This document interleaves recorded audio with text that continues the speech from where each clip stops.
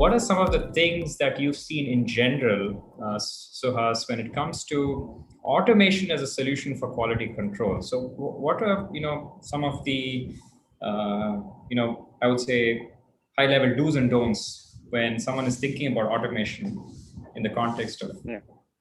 automating quality? So, uh, what I've been involved in many automation projects over the decades. One thing I've learned myself and realized is the purpose of any automation should not be ever to replace the people who are working in the plant.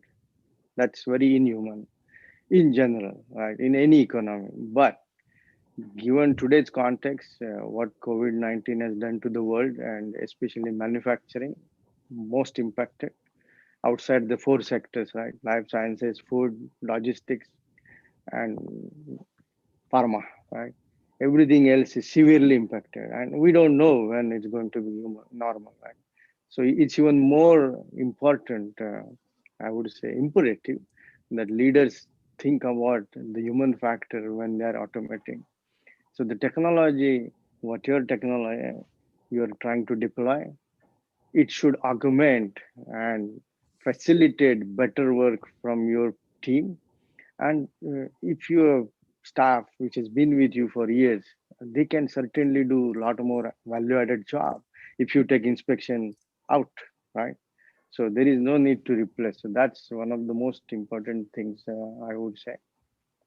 Uh, and automate the key decision steps in the process where, as I said earlier, it is humanly impossible to consistently, reliably, 24 hours a day deliver accurate results. Because the employees themselves will not be happy if there are continuous escapes. Because at the end of the day, the whole business works for one person, that's the customer. So if you are shipping defects, whether it is wrong products, incorrect products, damaged products, missing stuff, when the customer is not going to be happy, I don't think any single employee ever is happy, right? So they will appreciate if you facilitate better decision making through automation. It's a win-win-win, right? And then that can drive significant improvement because you will have gold mine of data if you have the right people in the organization.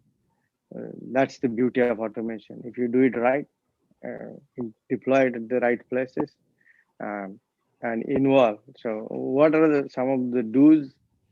Always involve all the right stakeholders. I have seen, and maybe in my younger days, I made this mistake as well. I'm very assertive. Being Indian, I want to get things done. I used to kick a lot of ass. I would push through projects, and then at the end of the day, you would realize, oh my God, the operators are not happy because I never considered their challenges, their viewpoint. So, yeah, listening to the key stakeholders, adapting, keeping them updated throughout the process, extremely important. Getting the buy-in, right? It's always about Yeah. getting the buy-in.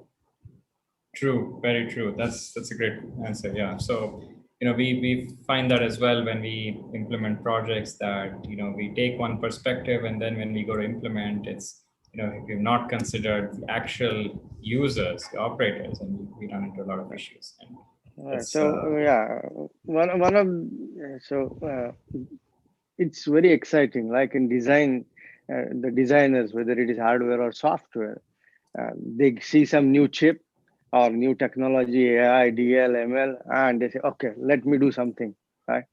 But is there a customer for that? And similarly here, uh, manufacturing leaders or quality leaders, they see solutions like Qualitas and they say, wow, my God, this looks sexy. Let's do this.